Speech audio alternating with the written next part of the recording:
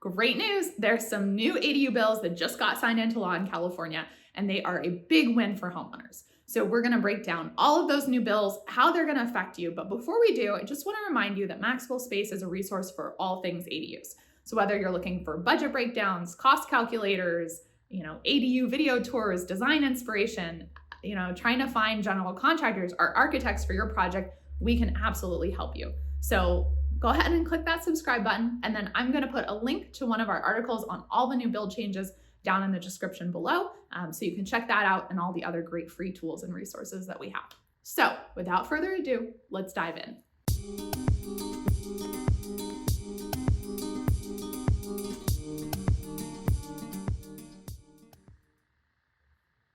Okay, let's dive into the first bill, AB 2221. All right, this bill is a big win for homeowners, and here's what it says. So first, it's going to affect, hopefully, the timing of when you get a permit.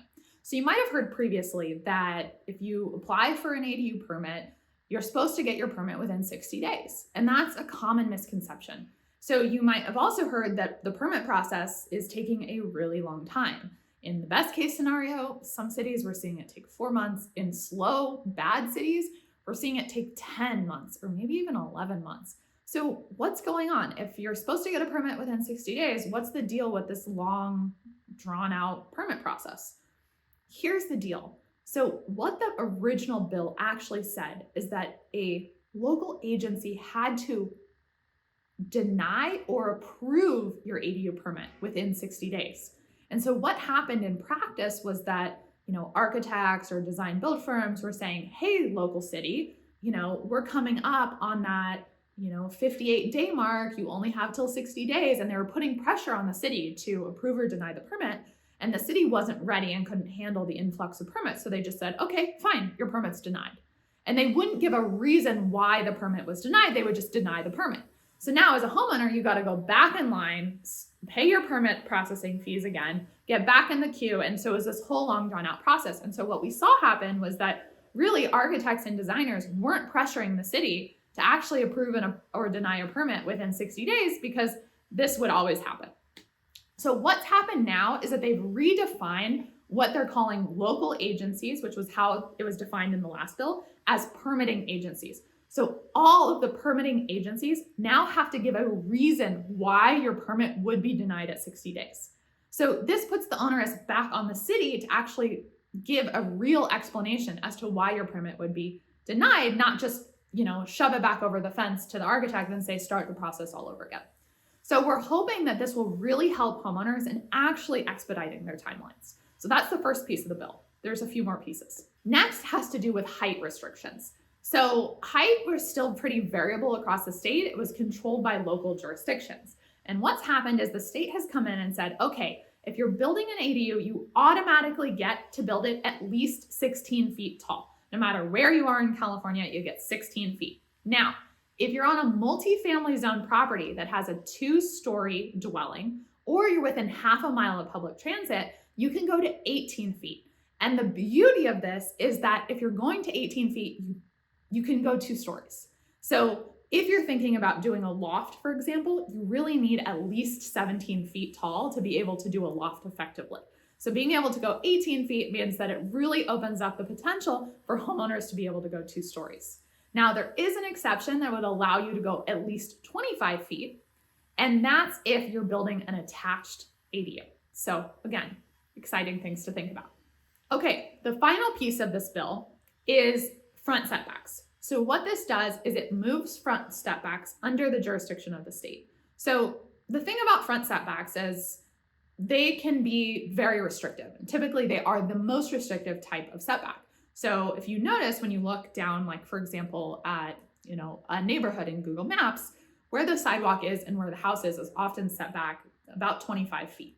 And so that's a typical front setback, 25 feet. And you already probably know through all of our tools and resources at Maxable that the state has already taken care of the side and rear setbacks. They've mandated that you cannot exceed 4 feet. So you can have a 4-foot side and rear setback.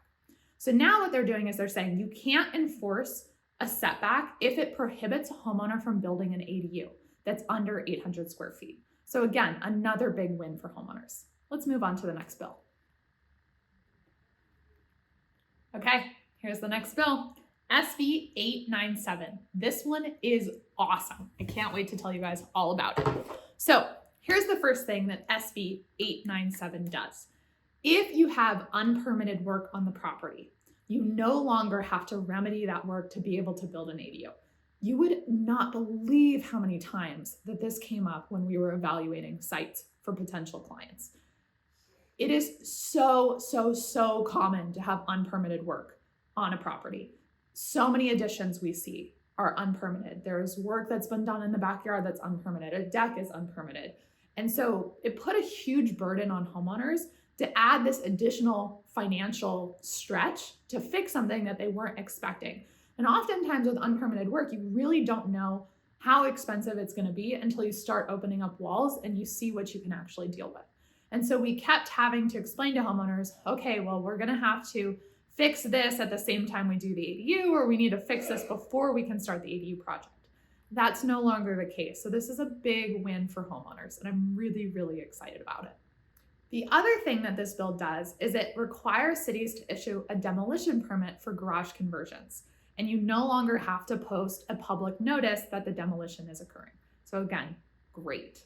Building an ADU can no longer trigger a Group R occupancy change. And you might be thinking, what the heck is a Group R occupancy change, Caitlin? Well, it doesn't really matter all that much. What it actually means is that it can't trigger adding fire sprinklers to your primary home, which is great. Fire sprinklers are insanely annoying. They're really expensive. And studies have showed that they actually do typically a lot more damage than good. So fire sprinklers aren't actually meant to prevent your house from burning down. They're supposed to give you enough time to escape out of the building. So they're supposed to smother the flames just long enough that you can escape. But what often happens is fire sprinklers never get used, or a smoke alarm goes off and it ends up drenching all of your property. And it can be a really expensive and kind of crappy thing to have happen. So generally, I'm not a fan of fire sprinklers. Here are the final two bills. I'm just going to go over them briefly, but remember, there's a full description of all the bills and their total impact down below this video, so you can click that hyperlink and go straight to that article. So the first bill isn't actually ADU specific. It was originally written with the intention of being applied to ADUs, but there was some controversy around it. They ultimately stripped the language out. But still, the bill was written with the intent of helping people with ADUs. So here's what it says. Now you can convert any interior space within your primary dwelling into a bedroom without a public hearing.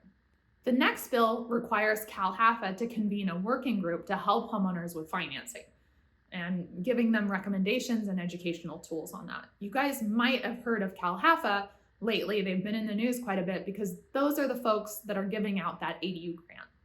Basically, the idea is how can we increase capital and homeowners access to capital if they're interested in building an ADU, which is overall an absolutely positive thing.